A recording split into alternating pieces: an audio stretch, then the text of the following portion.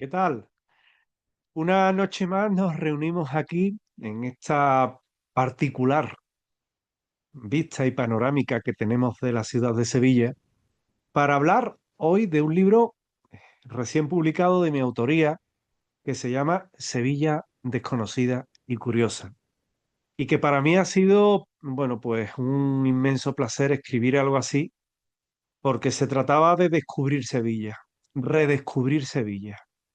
Descubrir rincones poco conocidos, historias poco conocidas, anécdotas muy llamativas, el origen del nombre de las calles, el origen del nombre de las plazas, a sus personajes, al Rincón del Beso, y a otros tantos sitios que para muchos es muy desconocida, ¿no? Esa Sevilla que tiene un rincón renacentista muy cerquita de la catedral, que tiene una plaza que se la considera una de las joyas de Sevilla y que hasta cierto punto es muy desconocida y que a mí me hacía muchísima ilusión escribir de esa Sevilla, ¿no? A la que yo tanto quiero. Cuando hoy día yo recorro Sevilla, muchos me dicen que soy uno de los mejores conocedores de la ciudad y la verdad es que no es así, ¿no? Seguramente haya personas que conozcan mejor la ciudad. Yo solamente me he querido detener en que Sevilla tenga ese libro en el cual se redescubran sus rincones, ¿verdad? Aquellos rincones que a lo mejor los turistas no visitan, es más, es posible que ni los propios sevillanos lo visiten y que nos habla de sus calles, de su leyenda, de sus muros. Por eso esta Sevilla desconocida y curiosa de Samarcanda lo que invita es a todos los lectores a recorrer una ciudad distinta, una Sevilla distinta, misteriosa, viva, histórica, curiosa, en muchos casos desconocida, pero no en un terreno misterioso o paranormal, sino desconocida por no saber de ella, de su historia, de por qué hay un rincón tan bonito en Sevilla, o dónde está la casa más chica de Sevilla, ¿verdad? O la iglesia más recóndita de la ciudad. Desde los vestigios del pasado hasta las huellas de la Expo del 92, pasando por cristas olvidadas, por templos perdidos, por símbolos ocultos del callejero, pues se trata de dar un recorrido, un paseo por Sevilla, por su arte, por su historia, pero en un viaje diferente. Hoy vamos a hablar de ello, vamos a hablar de este libro, de esta Sevilla desconocida y curiosa, de su secreto, y que tal vez, bueno, pues os va a resultar un viaje conmovedor, llamativo. Yo, sobre todo, lo que pretendo es que os llame la atención, que sea curioso para vosotros y que os invite a decir, oye, pues a mí me gustaría saber más de ese libro, ¿verdad? Y que os animéis y que lo leáis, que a mí realmente me va a satisfacer mucho que todos vosotros y vosotras descubráis esa nueva cara de Sevilla. Como siempre hacemos, vosotros planteáis las preguntas y yo las respuestas sí las sé. La primera de ellas, María del Valle Domínguez, de 42 años, de Sevilla Capital, periodista cultural, que me dice: José Manuel, eres un profundo conocedor de la historia y los misterios de Sevilla. ¿Cuándo nació tu fascinación por descubrir ese otro rostro de la ciudad? Mm, la verdad es que hace un tiempo, hace ya por lo menos unos 6 años, 7 años, eh, mientras que hacía una ruta, entre ruta y ruta, yo suelo hacer dos los viernes, pues me detuve y quise entrar en Santa Marta, en la plaza de Santa Marta. Y allí vi un azulejo en el que decía que en aquella plaza había vivido Santa Ángela de la Cruz, rincón precioso. Y dije, anda, mira, qué curioso. Seguramente muchos sevillanos y muchos turistas entran aquí y no se fijan en esta plaza. Se fijan en el crucero, en los naranjos, en el aroma, en lo bonita que es. Pues muy de cuento de hadas, ¿no? Pero no se fijan en este detalle. Y la escribí. La escribí en una sección que tenía en el Correo de Andalucía dedicada a estos temas. Y fue mi primer artículo sobre esa Sevilla desconocida y curiosa. Luego, también es verdad que, por ejemplo, mis padres de pequeños los domingos nos sacaban por Sevilla, dábamos paseos por el Parque de María Luisa, eh, y mi padre me descubría la casita de los enanitos en la Plaza del Pozo Santo, que la llamaba así, que era una especie de castillete de chapa pintada de negra que había en la pared, y me decía, te voy a upar para que veas a los enanitos. Obviamente nunca los vi, pero sí es verdad que aquello también me llamó la atención, ¿no? De descubrir placitas escondidas cuando íbamos, por ejemplo, a la numismática, a la Plaza de la Moneda, que es un sitio precioso. Y luego ya con el tiempo yo mismo fui el que me interesé por el nombre de las calles, por saber de dónde es el origen de la calle Sierpe, de la Campana, de calles que hay en Sevilla, como entre cárceles, como la calle Franco, ¿verdad? La calle Alemanes, todas esas calles, de dónde era su origen, porque, en mi opinión, el callejero de Sevilla, en sus nombres, guarda mucha historia de esta ciudad. Y al fin y al cabo, eso fue lo que dibujó esa Sevilla secreta que a mí me atrapó y que a mí me permite comprender mejor la esencia de la ciudad. No la que le enseñamos al turista, sino la que guarda en la memoria al habitante de esta ciudad. Y desde entonces, pues no he dejado de buscar, desde que era chico, no he dejado de buscar lo que no se ve a simple vista. La cara y el corazón negro que hay en la fachada de una casa de la calle Amor de Dios y que poca gente repara o sabe dónde está, y que yo me encargué un poquito de ponerle la historia, el contexto. Y ya te digo, desde que era pequeño he visto este tipo de temas. Yo recuerdo que con apenas 10 años mi padre me llevó a la calle Trajano a enseñarme el exterior de la fachada de, que hay allí, de San Luis, ¿no? Y de los Luises. Y cuando yo me paré, digo, ¿qué vemos, papá? Dice, mira los monos que hay en la fachada. Y hay unos monos. Cada mono tiene una simbología. Cada mono te muestra los 7 pecados capitales. Cada símbolo te muestra un mensaje oculto que tiene la fachada. Y eso con 10 años. Es decir, era cuando me acuerdo que mi tío Manolo, tenía un taller de fontanería y oficios reunidos en la calle Potro, que hoy es Ana Orante, muy cerquita de la Alameda, y que él me explicaba aquellas cosas, ¿no? No sé, a mí son recuerdos que no se me van. Es como cuando escribí recuerdos de Sevilla después de un muy grave accidente de tráfico, y un poco eran los recuerdos de mi padre, ¿no? No sé, creo que este tipo de historias para mí resultan conmovedoras porque es parte de mi vida, y creo que al lector no es que vaya a acceder a esa parte de mi vida, pero sí va a acceder a una parte secreta de Sevilla y le va a ganar, le va a conquistar, porque es realmente extraordinario. Rafael Llerena Cruz, de 55 años, de Alcalá de Guadaira, profesor de historia, me dice, este libro no es una guía al uso, sino un viaje cultural y emocional. ¿Qué te inspiró a escribirlo y cómo seleccionaste los lugares? Bueno, la inspiración nace de años caminando por la ciudad, de años dando vueltas por Sevilla, buscando, recopilando historias que rara vez aparecen en los libros. Fíjate que yo el callejero de Sevilla lo conozco muy bien porque durante muchos años trabajé en el Departamento de Comercio del Monte, de la Caja de Ahorro, y un poco primero en la calle y luego organizando las rutas comerciales a las personas que tenía a mi cargo. Iba conociendo muy bien el callejero, los nombres con calles de nombres raros, la calle Gimios, ¿y eso de dónde viene? Por ejemplo, ¿no? Y la calle Pajarito. Y quise dar forma a una obra que recopilara todo ese conocimiento de años, no, ya de décadas, ¿no? Y que enseñara lo que la ciudad esconde entre capas de tiempo.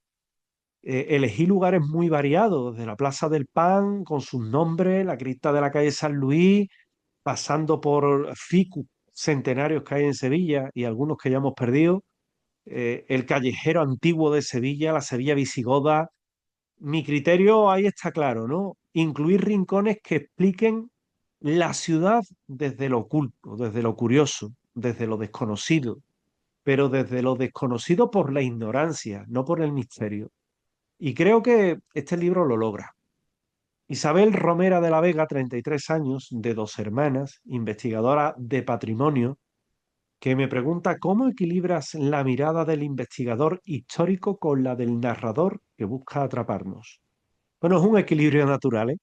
La historia te da la estructura, pero la narrativa es la que conecta con el lector. Yo siempre parto del dato contrastado de Sevilla, porque es historia documentada, pero intento envolverla con la emoción, con la sorpresa de quien abre una puerta antigua o descubre una cripta desconocida, y ese enfoque es el que quiero que el lector aprenda sin dejar de maravillarse. Es decir, que cada página que pase, como por ejemplo la cripta de los arzobispos, que fui de los primeros en escribir en esta ciudad de ella, y pocos saben dónde está, y dónde está eso, en la catedral. Y es un rincón que ya se ha abierto al público y que es fascinante, pero que cada capítulo que pasen, que son capítulos cortitos, son capítulos de 3 hojas, 4 hojas, 2 hojas, que el que es de Sevilla o el que le guste esta ciudad diga, vaya, oye, qué curioso, yo quiero ir a ver esto. Y que de alguna forma lo ponga, ¿no? Lo ponga en práctica, ¿no? Es una guía para llamar la atención y que también se pueda hacer, porque todos esos sitios se pueden visitar, exteriormente, por dentro, pero es muy llamativo. Tomás Guillén Morales, 47 años, de Sevilla Capital, guía turístico, me dice, ¿hay algún rincón que te haya emocionado especialmente descubrir o redescubrir? Bueno, hay muchísimo, pero uno que siempre me conmueve es la cripta de San Luis de los Franceses. Su historia, la arquitectura, la simbología, la cripta que hay debajo, el desnivel, el cómo aguantan el peso de la bóveda que tiene en el piso superior, los restos que se han hallado allí con las lápidas, que es que están allí. Además, yo he entrado allí, me han apagado las luces y me han dejado investigar tranquilo. Todo eso me recuerda a una Sevilla oculta, una Sevilla profunda, una Sevilla como la que vemos en la superficie, que también es desconocida, oculta, críptica en algunos casos, pero que te lleva realmente a descubrir un lugar que es maravilloso, esa cripta. Y si luego subes arriba, a lo que es la iglesia de San Luis de los Franceses, que es una joya tremenda, un estilo arquitectónico inconfundible, te puedes ver ese suelo ajedrezado, que muchos dicen que es nada más y nada menos, fíjate, que masónico, eh, todo lo que son símbolos jesuitas, relicarios, que es el mayor relicario de Europa, está en Sevilla, te vas a encontrar arriba en la cúpula eh, alusiones a la Biblia, con la menorá judía, con el Arca de la Alianza. Es decir, San Luis de los Franceses es una joya, interior y exteriormente. Y también con Santa Marta, la Plaza de Santa Marta, porque desde ahí escribí la dedicatoria de mi libro y siempre me provoca una emoción muy particular. Hay una foto mía que me la hace una persona del Correo de Andalucía, eh, anterior al propietario actual. Y yo recuerdo que a mí me lleva con un foco, me hace la foto y dice, esto le hace falta color. Y digo, pues tú dirás, porque aquí lo que hay es lo que hay. Y dice, no, espérate, y cogió un bote de humo rojo, lo abrió, que yo se le iba a echar humo rojo, y con el foco yo en las manos, entre un libro, estaba el libro así, el foco escondido, hice una foto alucinante. Y condensa esa esencia, ¿no? La esencia de la sorpresa, que ahí no hay nada digital, ni nada de IA, de inteligencia artificial, ahí es todo fotografía. Condensa el arte, condensa la sorpresa, condensa la historia, condensa el misterio, condensa lo desconocido. Esa es la cara de Sevilla que a mí me gusta. Sorprender a ese sevillano que nunca ha estado a lo mejor en ese lugar y que un buen día entra porque lo ha leído en un libro o su familia le ha dicho, ve a tal sitio que lo recomiendan en un libro y ha entrado y ha caído fascinado. A mí eso, sinceramente, me llena mucho. Eso es lo que realmente a mí me emociona, ¿no? Y tengo muchos sitios, ¿no? Pero con esos dos, como muestra un botón y que te sirva un poco como eje también de lo que se siente, ¿verdad? Clara Amaya Roldán, de 29 años, de Mairena del Aljarafe, diseñadora gráfica, que dice, ¿qué revela esta Sevilla curiosa y desconocida sobre la identidad de los sevillanos? Lo que revela es que somos todos de una ciudad construida en capas de historia. Cada rincón tiene una historia, un cambio de nombre, una leyenda, una función perdida. Sevilla vive de su pasado, pero también reinventa su historia constantemente. Somos una ciudad que recuerda, a veces sin saberlo, y que mantiene una identidad sobre detalles pequeños. Un azulejo antiguo, una plaza renombrada, un ficus centenario, la propia portada del libro. Los diseñadores de Samarcanda ponen unos azulejos. ¿Habrá algo más sevillano que unos azulejos trianeros, poniendo Sevilla desconocida y curiosa? Creo que es algo maravilloso cuando caminas muy cerca de la iglesia de San José y llegas a la calle Mármoles y ves que allí hay restos de un templo y te asomas y hay 16 metros de altura y unas columnas imponentes y dice, vaya, allí hubo un templo romano.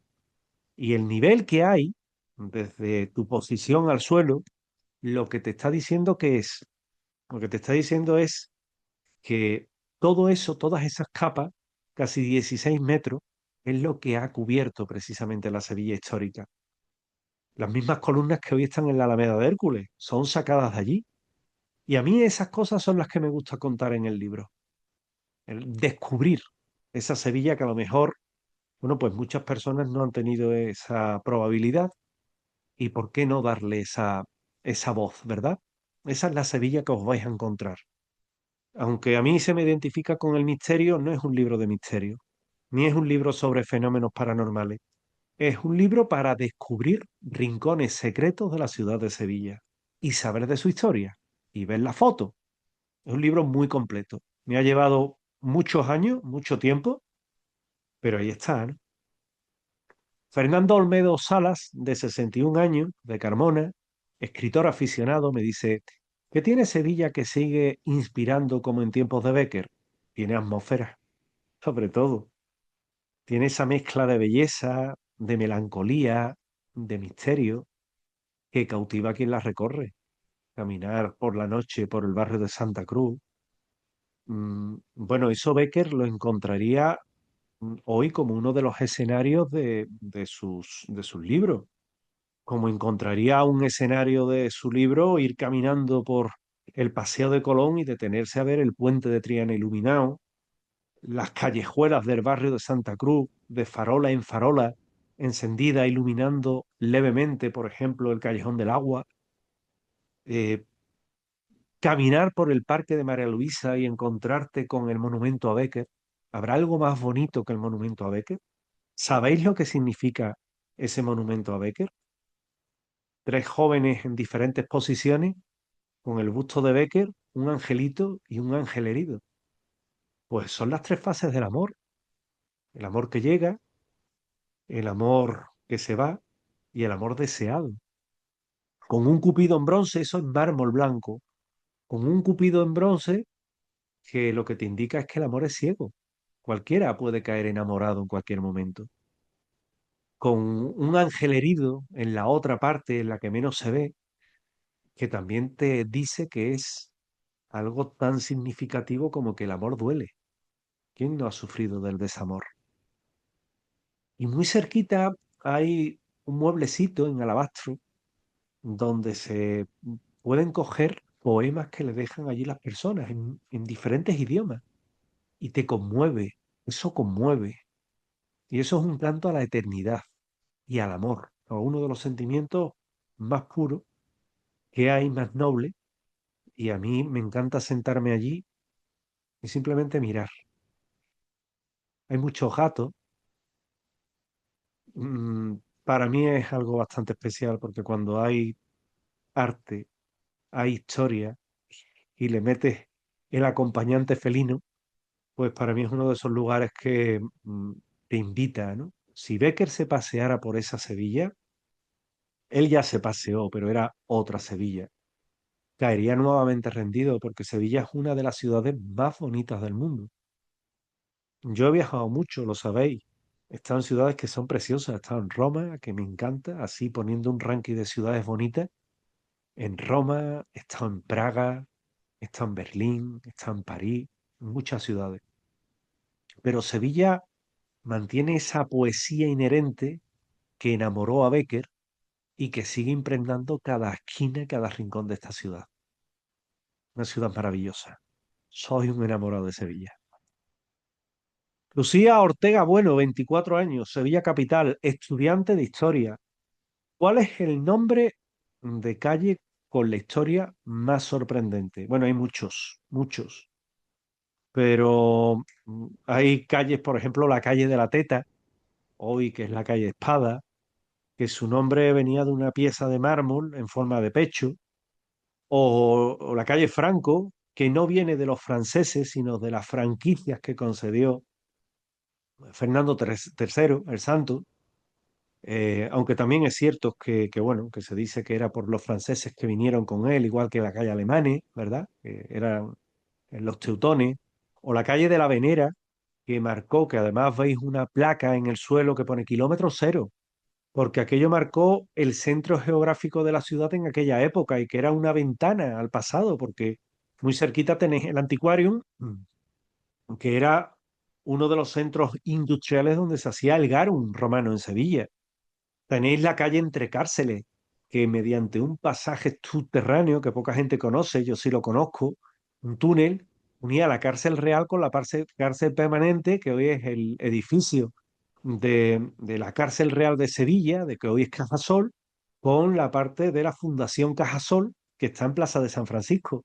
Y por eso le dicen Entre Cárceles, porque unía la cárcel permanente con la cárcel provisional, la que era la el juzgado de Sevilla, es decir, la que era aquella magistratura que tenía la ciudad y que de alguna forma, bueno, se encargaban de impartir justicia, ¿no? O la calle Cuna, llamada así porque, entre otras cosas, allí estuvo la calle Cuna de Sevilla, en un edificio, ahora sí lo meto, que es el Teatro Quintero Encantado, con fantasmas, y en el que tuvimos la oportunidad de investigar ya hace unos años y donde he tenido muy buenos recuerdos, ¿no? Es decir, hay muchas calles que sorprenden, o la calle Almirante Bonifaz, que no es ningún almirante de la República, por Dios, sino que era, digo por Dios, porque hay quien ha querido quitarle el nombre a la calle precisamente porque unos decían que era republicano y otros decían que era falangista, y no, el almirante Bonifaz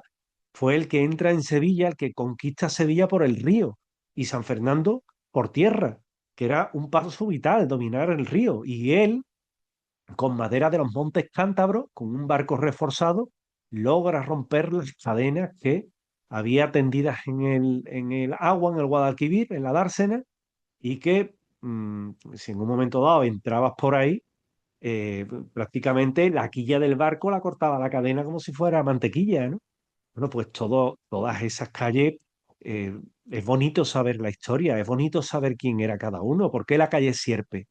Para muchos porque había una serpiente monstruosa que se comía a los niños. Realmente es porque serpentea, porque tú te pones en el otro extremo de la calle y no la ves recta, serpentea. Pero bueno, hay calles que están llenas de leyendas y otras calles, como veis, que hace evocación a su propia historia. Hay muchísimas calles. En el libro se tocan muchas de ellas. Germán Pascual, que tiene 51 años, de San Juan de Alfarache, arquitecto técnico. ¿Qué simboliza la constante transformación de la Plaza de los Siete Nombres? Bueno, lo primero, hay que decir que la Plaza de los Siete Nombres todos la conocemos, pero antes de decir cuál es, antes comentar que simboliza esa capacidad que tiene Sevilla de reinventarse pero sin perder la esencia. La plaza ha sido mercado, ha sido una referencia religiosa, ha sido un punto comercial, ha sido un lugar de encuentro. Sus nombres fueron Plaza de Abajo del Salvador, Plaza del Pan, Plaza de la Fruta, Plaza de Jesús de la Pasión, así es como se le conoce hoy, Plaza de Jesús de la Pasión o Plaza del Pan. Y revelan cómo la vida urbana siempre estuvo ligada a la ciudad y se llamaba de esa forma que allí, bueno, lo que menos se vendía o se vende hoy día es pan, ¿no?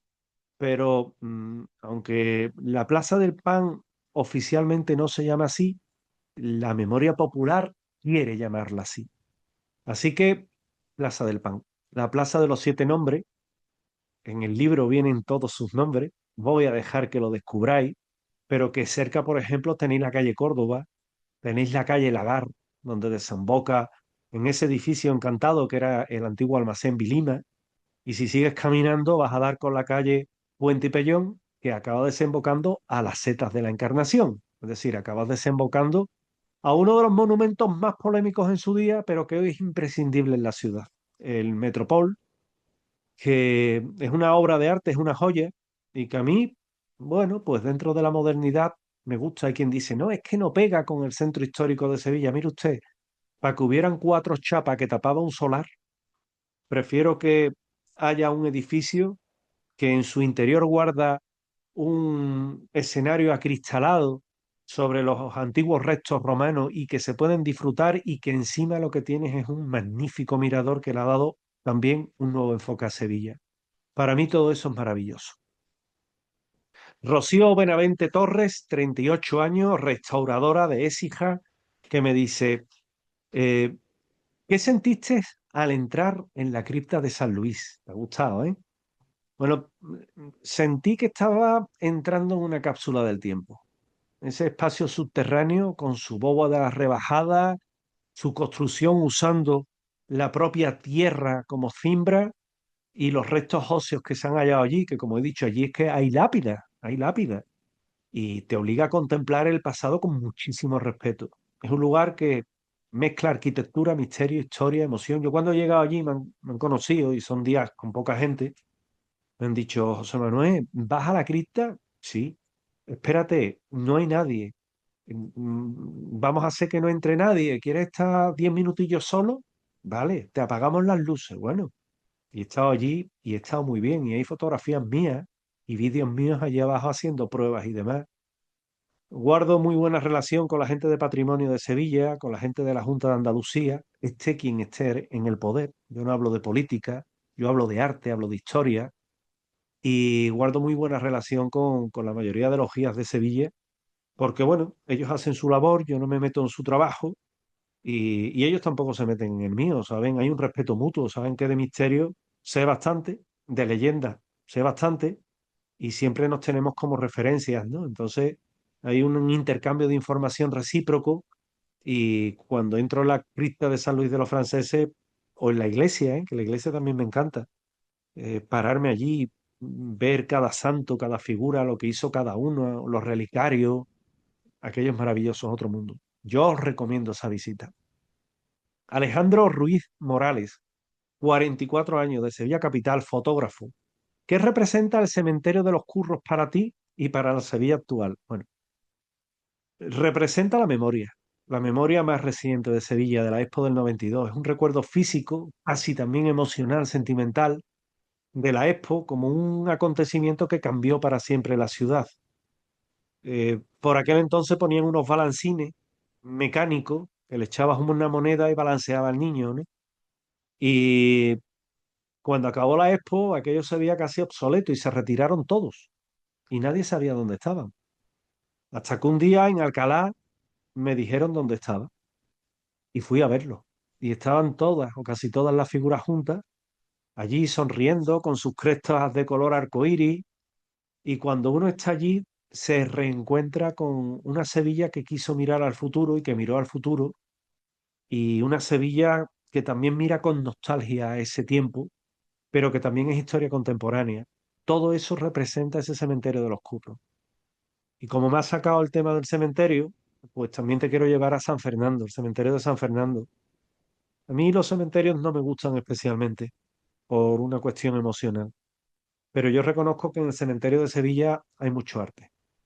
Cuando uno entra y nada más entrar a mano izquierda, ve la tumba de Joselito, de Paquirri, ve un poquito más adelante el Panteón de Aníbal González, que ya en su día, en el 2004, tuvimos la oportunidad de investigar la copia del Cristo del Cachorro, y yo te diría que fui uno de los pocos que hizo una fotografía ahí, medio como pudo, y sacó ese Cristo, que está el Cristo de las Mieles, que a mí me encanta la historia, la leyenda del Cristo de las Mieles o el Machín. Es un cementerio que es precioso. es una obra de arte, ¿no? Y que, bueno, tengo compañeros que hacen una ruta teatralizada por el cementerio, que es una auténtica joya, que no es de misterio, pero que merece la pena y es acercarte a uno de esos rincones, para unos temidos, para otros ingratos, desagradables, pero yo qué quiero que te diga, yo lo considero uno de los lugares más bonitos que tiene Sevilla. Elena Navarro Falcón, 36 años, de Lebrija, bióloga. ¿Por qué crees que los ficus tienen tanto poder simbólico? Sabía que me ibas a preguntar eso. Ninguna bióloga, porque han sido testigos del paso de la historia, tienen siglos en algunos casos. Han visto guerras, han visto fiestas, han visto procesiones, han visto cambios urbanos, hasta gente que no los respeta, políticos que no los respetan. Son naturaleza que guarda la memoria. Y, por ejemplo, los ficus del Parque de María Luisa, de la Plaza de San Pedro, de la Encarnación, de la Plaza del Museo, el ya difunto hoy de la calle San Jacinto, porque así lo quisieron los dominicos, pues el Parque de María Luisa, la Encarnación, el museo, todos esos sitios son monumentos vivos, árboles que son monumentos en sí.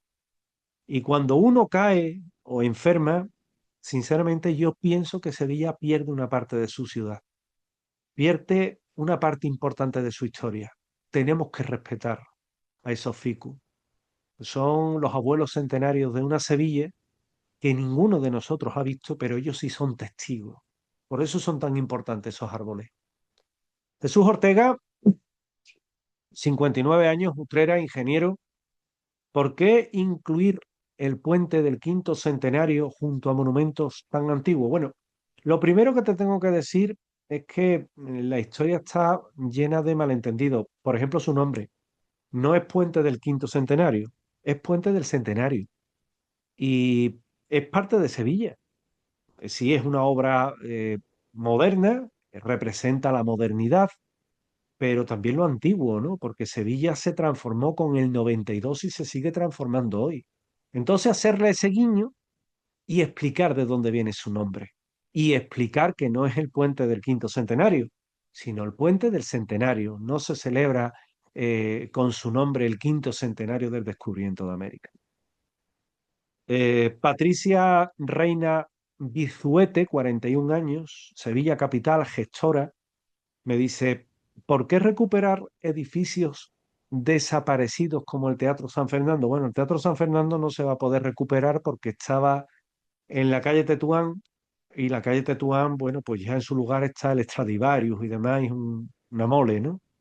Pero sí es verdad que es un edificio desaparecido que yo he querido recuperar en el libro porque forma parte de la historia de Sevilla, porque el Teatro San Fernando fue clave en la vida cultural del siglo XIX de Sevilla, y su pérdida nos recuerda que el patrimonio hay que cuidarlo, porque rescatar la historia es una manera de devolverle su lugar en la ciudad. Es como si hoy quitáramos el Lope de Vega y pusiéramos Piso en su lugar o un centro comercial, que sería una barbarie. Pues eso. Pues por eso contar la historia. También he contado la historia del Lope de Vega, por supuesto. Un escenario que conviene rescatar y ponerlo de nuevo al uso, porque son sitios históricos de esta ciudad nuestra y porque conviene saber dónde estaban, qué eran, por qué de su nombre, qué funciones se hicieron allí, por qué fueron focos culturales de Sevilla. Todo eso conviene saberlo y todo eso es lo que pongo de manifiesto en el libro. Héctor Miranda Galván, 48 años, Tomare, músico profesional. ¿Qué papel juega la arquitectura en la identidad artística de Sevilla? Bueno, es un papel esencial, ¿no?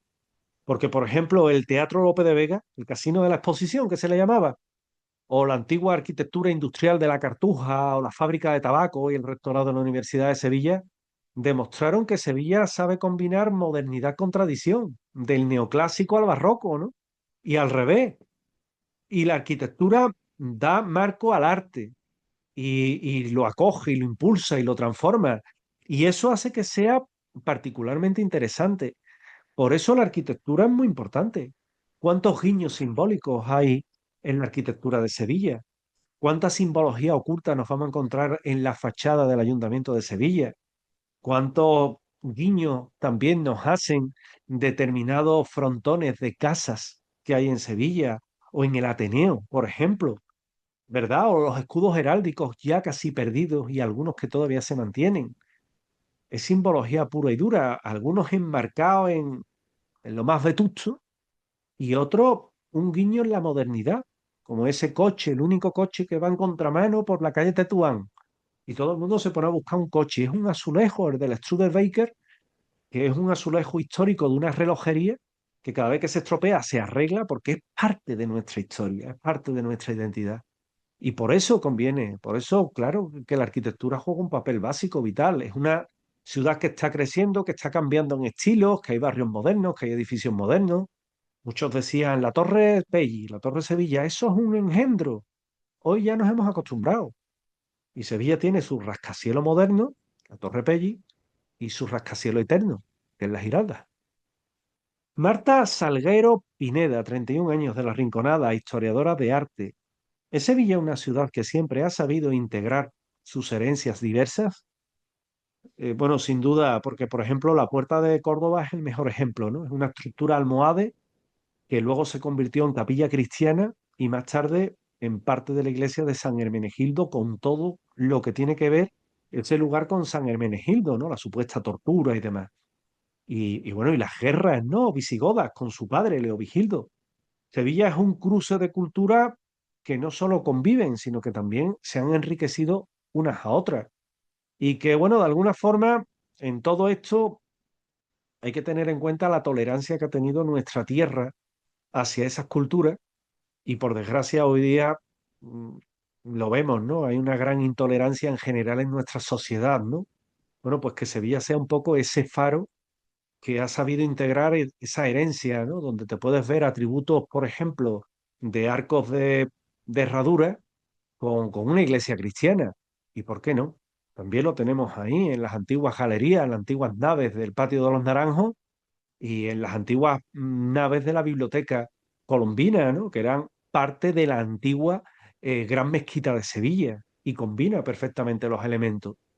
Al final, no es como lo combine, sino en muchas ocasiones como nos lo tomemos.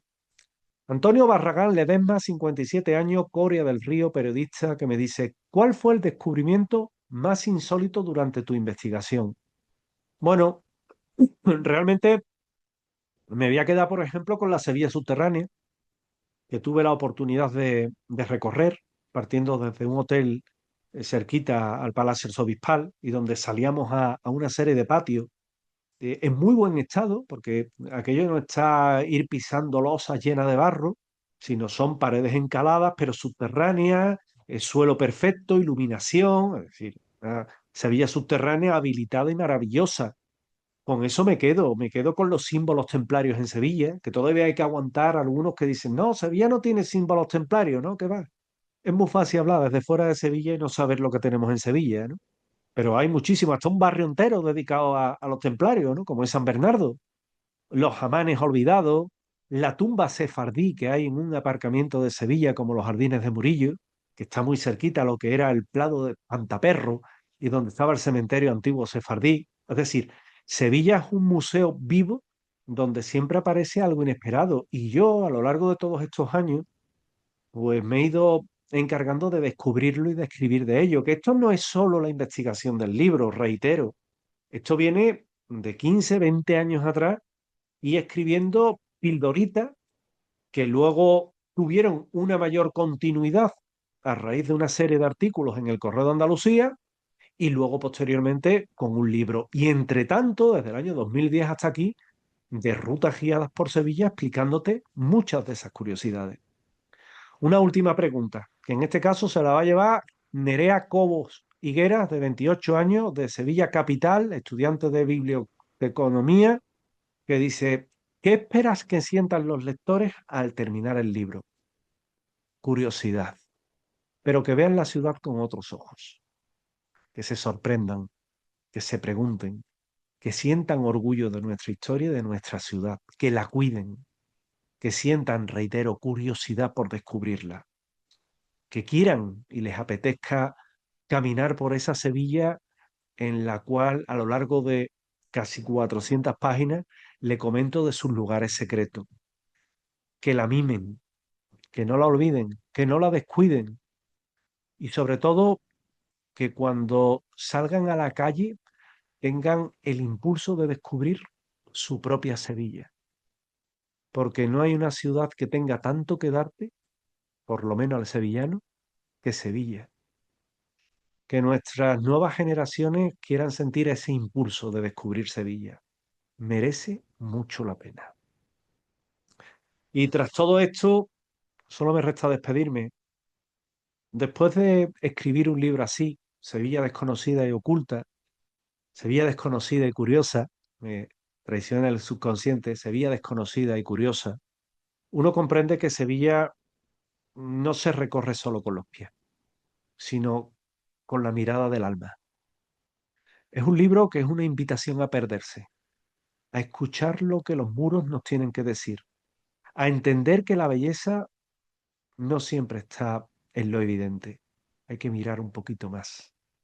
Cada calle, cada puerta, cada sombra tiene una historia que contar y yo os invito a descubrirla. Y gracias a libros como este, hay partes de Sevilla que vuelven a respirar entre los pliegues del tiempo, recordándonos que realmente la Sevilla más desconocida es quizás la más viva de todas y es la que oculta Sevilla desconocida y curiosa. Espero que os haya gustado, espero que esta charla os haya resultado tan maravillosa como a mí. Os podría contar mucho, pero entonces machaco el libro. Son casi o un poco más de 400 páginas. Merece mucho la pena porque vais a descubrir una Sevilla diferente. Animaos, descubridla y luego recorredla, contadlo y contar su historia. No hay nada más bonito que saber la historia de la ciudad donde uno vive. Muchísimas gracias.